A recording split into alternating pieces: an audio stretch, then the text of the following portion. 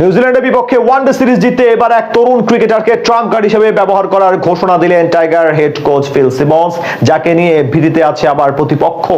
গতির ঝড় তুলে ইতিমধ্যে বিশ্ব ক্রিকেটে আলোচনা সৃষ্টি করেছেন তিনি। তার কাছে এই ধরাশায়ী হতে পারে সফরকারীরা নিউজিল্যান্ডের বিপক্ষে সিরিজে। তবে কোন ক্রিকেটারকে ট্রাম্প কার্ড হিসেবে ব্যবহার করবে বাংলাদেশ, সেই সব নিয়ে বিস্তারিত এই রিপোর্টে। ওয়ানডে ফরম্যাটে বাংলাদেশ বরাবরই দুনিয়ার অন্যতম সেরা দলের একটি। নিউজিল্যান্ডের বিপক্ষে সেই পূর্ণ শক্তিমত্তা নিয়েই মাঠে নামবে লাল সবুজ প্রতিনিধিরা। তবে সেখানে সবাইকে ছাপিয়ে এক ক্রিকেটারকে নিয়ে আলোচনা হচ্ছে সবচেয়ে বেশি, যাকে কিনা টাইগার হেড কোচ নিজেদের ট্রাম্প কার্ড হিসেবে বিবেচনা করছেন। অন্যদিকে ওই একই ক্রিকেটারকে নিয়ে আলাদা পরিকল্পনা সাজাতে ব্যস্ত প্রতিপক্ষ দলের টিম ম্যানেজমেন্ট।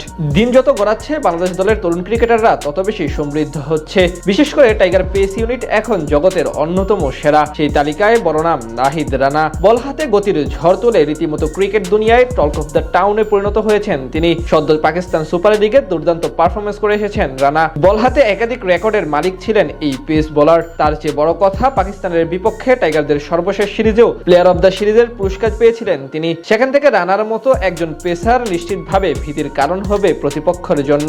পাকিস্তানের বিপক্ষে প্রথম ওয়ানডেতেই ক্যারিয়ার সেরা স্পেল উপহার দেন এই ফাস্ট বোলার। মাত্র 24 রান খরচায় শিকার করেন 5 উইকেট। এরপর 2 ম্যাচে নেন আরো 3 উইকেট। সবচেয়ে বড় কথা, গতি, লাইন লেন্থ এবং কন্ট্রোলে তিনি বিশ্বের অন্যতম সেরা পেসার হয়ে উঠছেন। সেখান থেকেই মূলত তাকে ট্রাম্প কার্ড হিসেবে বিবেচনা করছেন বাংলাদেশের হেড কোচ। প্রথম ম্যাচের আগে সংবাদ সম্মেলনে ফিল সিমন্স বলেন, নাহিদ রানা আমাদের একজন ট্রাম্প কার্ড, আমাদের ওর সুরক্ষা দিতে হবে, সবসময় যেন তাকে পাওয়া যায় এটাও মাথায় রাখতে হবে। আমাদের ওর যত্ন নিতে হবে, খেয়াল রাখতে হবে যাতে সে নিজেকে উজাড় করে দিতে পারে বাংলাদেশের জন্য।